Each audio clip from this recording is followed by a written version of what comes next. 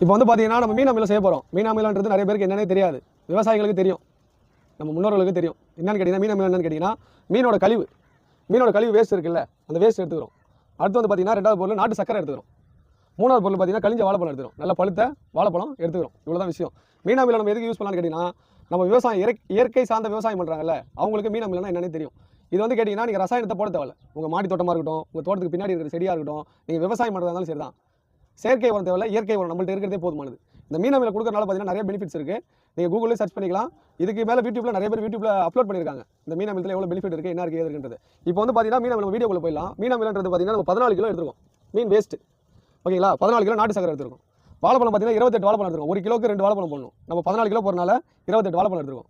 நீங்கள் ஏன் கேட்கலாம், ஏன் இவ்வளோ பெருசாக நீங்கள் செய்கிறீங்க, 14 கிலோ செய்கிறீங்கன்னு? நம்ம வந்து நிலம் வச்சிருக்கோம், அதில் வந்து வாழை போட்டிருக்கோம். அது இல்லாமல் நம்ம ஆடு மாடு கோழிலாம் வளர்க்குறோம். அதுக்கு தேவையான மஞ்சள் முள்ளு, சூப்பர் நைஃபர், கொட்டை நைஃபர், அடுத்தது வேலி மசாலு, சவுடல், கல்யாண முருங்கை, இந்த மாதிரி நம்ம பின்னாடி பாருங்கள், பின்னாடி நம்ம வந்து தோட்டம் வச்சிருக்கோம். அந்த மாதிரி நம்ம வச்சிருக்கனால நமக்கு செயற்கை உரம் போடுறதில்ல, ஃபுல்லாக இயற்கை உரம் தான். நம்ம எல்லா இடத்துக்கும் பயன் இருக்கனால நம்ம அதிகமாக செய்கிறோம். ஏற்கனவே நம்ம செஞ்சு வச்சிருக்கோம். இங்கே பாருங்கள், போன வாட்டி நம்ம செஞ்சு வச்சது 5ஆம் தேதி 6ஆம் மாதம் 2026. இதை பாருங்கள், செஞ்சு 1 மாதம் ஆகுது. இது ரெடி ஆயிடுச்சு. இப்போ வந்து ரெடி ஆயிடுச்சு. இதை நம்ம யூஸ் பண்ணலாம். ஆனால் இன்னும் 1 மாதம் யூஸ் பண்ணால் இதோட எஃபெக்ட் நல்லாயிருக்கும். இப்போ வந்து வாங்க நம்ம வீடியோக்குள்ளே போயிடலாம். இப்போ வந்து பார்த்தீங்கன்னா இது மிக்சிங்கை பார்த்தீங்கன்னா முதல்ல வந்து கொஞ்சம் மீனை போட வேண்டியதான், கொஞ்சம் நாட்டு சக்கரை, அதுக்கடுத்து பார்த்தீங்கன்னா 2 வாழைப்பழம் நல்லா பிணைஞ்சு போட வேண்டியதான். பாருங்க, இது வந்து நம்ம வேஸ்ட் மீன் கடை வேஸ்ட் இருக்குல்ல, அவ்வளோதான். அதை எடுத்துகிட்டு வந்து போட வேண்டியதான். மீன் கடை வந்து ஃப்ரீயாக தான் தராங்க. இப்போ ஃப்ரீயாக கிடைக்கிறத வச்சு நம்ம வந்து உரம் செய்யணும். இப்போ வந்து பார்த்தீங்கன்னா நாட்டு சக்கரை மட்டும் தான் காசு, வாழைப்பழம் மட்டும் தான் காசு. எனக்கு நாட்டு சக்கரை பார்த்தீங்கன்னா 1000 ரூபா ஆச்சு, வாழைப்பழம் பார்த்தீங்கன்னா ஒரு 20 ரூபா ஆச்சு, மொத்தம் 1200 ரூபா தான். நம்ம வீட்டில் இருக்க பக்கெட்டை வச்சு நம்ம செய்கிறோம், அவ்வளோதான். இது வந்து பார்த்தீங்கன்னா 2 மாதத்துக்கு இந்த உரம் வந்து நீங்கள் யூஸ் பண்ணக்கூடாது. 1 மாதத்துல யூஸ் பண்ணலாம், ஆனால் 2 மாதம் யூஸ் பண்ணால் தான் பவர் அதிகம். இப்போ வந்து பார்த்தீங்கன்னா 10 நாளைக்கு ஒரு தடவை ஓப்பன் பண்ணி கலக்கி விடணும். ஏர் சர்க்குலேஷன் வெளியில் போய்ட்டு உள்ளே வரணும். 10 நாளைக்கு 10 நாள் கழிச்சு தான் ஓப்பன் பண்ணணும். 10 நாளைக்கு ஒரு தடவை நீங்கள் திறந்து விட்டாலே போதுமானது.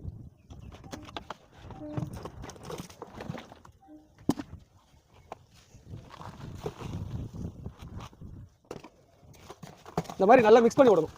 நம்ம போடுறத நல்லா மிக்ஸ் பண்ணி விடணும். நான் போன தடவை பார்த்தீங்கன்னா கடல் மீன் தான் போட்டேன், இந்த தடவை பார்த்தீங்கன்னா நாட்டு மீன் போட்டிருக்கேன். ஏன்னா இதோட ரிசல்ட் எப்படி வருது நம்ம தெரிஞ்சுக்கணும். போன தடவை நான் வாழைப்பழம் போடல, இந்த தடவை வந்து நான் வாழைப்பழம் போட்டு செய்கிறேன், கொடுத்துங்களா. அதே மாதிரி பார்த்தீங்கன்னா நீங்கள் வந்து சிம்பிளாக மாடி தோட்டம் வச்சுருக்கீங்கன்னா நீங்கள் ஒரு கிலோ செஞ்சாலே போதுமானது. 1 கிலோவுக்கு என்ன கணக்குன்னு கேட்டிங்கன்னா, 1 கிலோ மீன் வேஸ்ட் எடுத்துக்கோங்க, 1 கிலோ நாட்டு சக்கரை எடுத்துக்கோங்க, 2 வாழைப்பழம் எடுத்துக்கோங்க. நம்ம கடையில் கிடைக்குதுல வேஸ்ட் பாட்டில், நம்ம வந்து வாங்குறோமே ஸ்நாக்ஸ் ஐட்டம் வாங்குறோம்ல, அந்த வேஸ்ட் பாட்டில் கிடைக்குதுல, கடையில் ஒரு 5 ரூபா 10 ரூபா கொடுத்தீங்கன்னா ஃப்ரீயாகவே தருவாங்க. சில கடையில் 5 ரூபா 10 ரூபா காசு கேட்பாங்க. 5 ரூபா 10 ரூபா காசு கொடுத்து வாங்கி நீங்கள் 1 கிலோ முதல்ல செய்யுங்க. ஏன்னா நீங்கள் முதல்ல ஆரம்பத்தில் செய்யும்போது வந்து பெரிய லெவலில் செய்யாதீங்க, சின்ன லெவலில் செய்யுங்க. உங்களுக்கு எக்ஸ்பீரியன்ஸ் ஆகிடுச்சின்னா நீங்கள் பெரிய லெவலில் செய்யலாம். ஏன்னா பெரிய லெவலில் செய்யும்போது ஃபெயிலியர் ஆகிறதுக்கு வாய்ப்பு இருக்குது. புழு வச்சிரும், ஒழுங்காக ப்ராக்டிஸ் நடக்கலைன்னா உங்களுக்கு வந்து ஃபெயிலியர் ஆகிடும். உங்களுக்கு அனுபவம் இருந்தால் மட்டும் நீங்கள் பெரிய லெவலில் செய்யுங்க. அனுபவம் இல்லைன்னா சின்ன லெவலில் செஞ்சுட்டு ஒரு 2 தடவை செஞ்சுட்டு நீங்கள் பழகிக்கோங்க.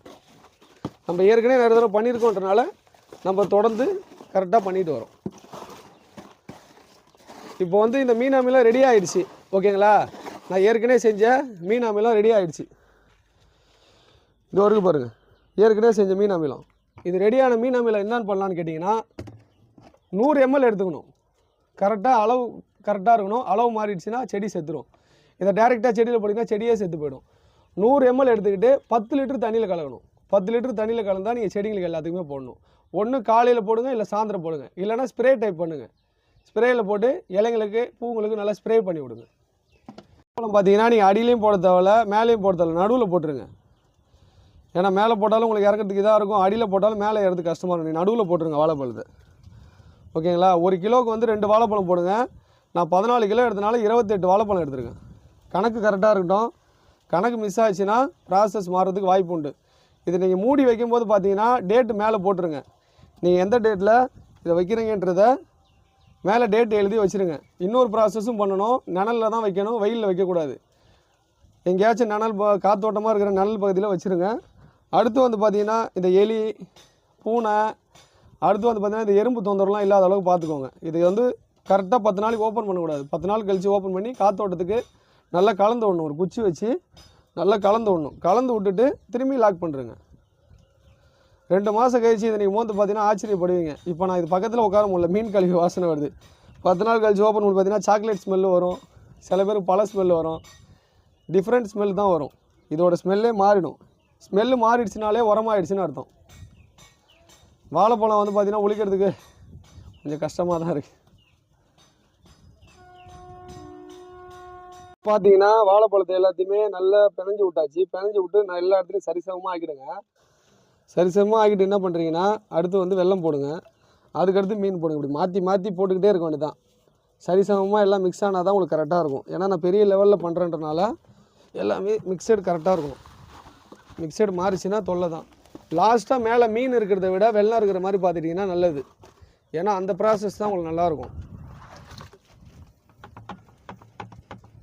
எல்லாம் காலி, எல்லாத்தையும் போட்டாச்சு. லாஸ்ட்டாக வெல்லம் போட்டுட்டு நல்லா மிக்ஸ் பண்ணணும். மிக்ஸிங்கு தான் கொஞ்சம் கஷ்டமாக இருக்கும்.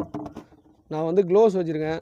க்ளோவ்ஸ் போட்டு நான் மிக்ஸ் பண்ணிக்குவேன். அப்படின்னா நீங்கள் குச்சி வச்சு மிக்ஸ் பண்ணிக்கோங்க. இதே வந்து பக்கெட் நல்ல பக்கெட்டாக இருந்தால் நல்லா நம்ம போட்டு மிக்ஸ் பண்ணலாம். இல்லை இந்த பக்கெட் உடஞ்சிரும். இந்த பக்கெட்லாம் இப்போ நான் வந்து க்ளோவ்ஸ் போட்டு தான் மிக்ஸ் பண்ணணும். இப்போ வந்து அடுத்து வந்து பார்த்துட்டிங்கன்னா இதை பாருங்கள், நம்ம வாழைப்பழ தோல் ஒழிச்சோம்ல, அந்த வாழைப்பழ தோல் ஒரு டப்பாவில் போட்டிருக்கோம். அடுத்து வந்து கொஞ்சம் நாட்டு சக்கரை போட்டிருக்கோம். இதை அப்படியே தண்ணியில் ஊற வச்சு 24 மணி நேரம் கழிச்சு உங்கள் செடிக்கு ஊற்றுனீங்கன்னா அதுவும் நல்ல உரம் தான்.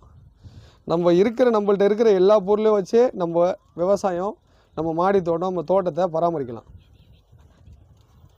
இப்போ வந்து பார்த்திங்கன்னா நல்லா மிக்ஸ் பண்ணி, என்கிட்ட வந்து கொள்று இருக்குது, கையில் க்ளோவ்ஸ் போட்டிருக்கேன். மிக்ஸ் பண்ணிக்குவேன். ஏன்னா கையில் வந்து முள் குத்துறதுக்கு வாய்ப்பு உண்டு. ஏன்னா மீன் கழிவு தானே, குத்துச்சுன்னா செப்டிக் ஆகிறதுக்கு வாய்ப்பு உண்டு. வலிக்கும் பயங்கரமாக. நகத்தில் குத்துச்சுன்னா இன்னும் பயங்கரமாக வலிக்கும். மிக்சிங் நல்லா இருக்கணும். ஏன்னா அடியிலே நான் ஒரு தடவை மிக்ஸ் பண்ணிட்டேன். இப்போ வந்து நடுவில் வாழைப்பழம் போட்டு ஒரு இடத்துல மிக்ஸ் பண்ணுறேன். வாழைப்பழத்தை வந்து மேலே இருக்கிற மாதிரி பார்த்துக்கோங்க.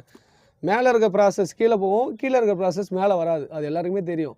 அதனால் நீங்கள் வாழைப்பழத்தை நடுவில் போட்டு இது மேலே மிக்ஸ் பண்ணிங்கன்னா எல்லா சாருமே கீழே இறங்கி எல்லாத்துலேயுமே ஈவனான கரெக்டான லெவல் வந்துடும். இது வந்து நம்ம எதுக்கு பண்ணுறோன்னா, செயற்கை உரம் போடக்கூடாது, இயற்கை உரம் போடணுன்றனால தான் இவ்வளோ நம்ம மெனக்கெட்டு செய்கிறோம். இவ்வளோ செலவு பண்ணி நம்மளால் ஒரு யூரியா மூட்டை வாங்கி போட முடியாமலாம் கிடையாது. மானியத்திலே யூரியா மூட்டை தராங்க. ஆனால் இருந்தாலும் நம்ம இயற்கையை சார்ந்து இருந்தால் தான் வருங்கால சங்கதிகள் வாழ்கிறதுக்கு இந்த பூமியில வாய்ப்பு உண்டு. இப்போயே பாருங்கள், வெயில், காற்று, மழை ஒரு காலம் காட்டி கரெக்டாக இருக்க மாட்டுது. மாறி மாறி ஒரு கணக்கு வழக்கு இல்லாமல் மழை பெய்யுது, கணக்கு வழக்கு இல்லாமல் காற்று அடிக்குது, கணக்கு வழக்கு இல்லாமல் வெயில் அடிக்குது. இது காரணம் என்னென்னா நம்ம இயற்கையை விட்டு விலைக்கு போனது தான் காரணம். நம்ம முன்னோர்கள்லாம் கரெக்டாக அந்த காலத்தில் அவங்க படிக்கலை, எதுவும் பண்ணலைனாலும் இயற்கையை பேர்னாங்க. இப்போ நம்ம இயற்கையை பேணுறதில்ல. இப்போ பாருங்கள், மிக்ஸ் பண்ணோன்னே இது எப்படி லேகியா மாதிரி இருக்குது பாருங்கள், பஞ்சாமிர்தம் மாதிரி. இது வந்து நீங்கள் நினைக்கலாம், என்னடா அது மீன் அமிலத்தை போட்டு செய்கிறானே அப்படின்னு. இது வந்து உரம் தான். நம்ம சாப்பிட்றதுக்கு செய்யலை, நம்ம மண்ணோட வளத்தை கூட்டுறதுக்கு செய்கிறோம். நம்ம சாப்பிட்ற சாப்பாடு இயற்கையாக இருக்கணும்னு செய்கிறோம். இதுதான் விஷயம். இந்த வீடியோ வந்து எல்லோரும் பாருங்கள், லைக் பண்ணுங்கள், தவறு இருந்தால் கமெண்ட் பண்ணுங்கள், இந்த வீடியோ வந்து ஷேர் பண்ணுங்கள். விவசாய மக்கள் இது பார்த்தாங்கன்னா இதன் மூலிமா பயனடைவாங்க. செயற்கையிலேருந்து இயற்கைக்கு வருவாங்க. Okay, thank you.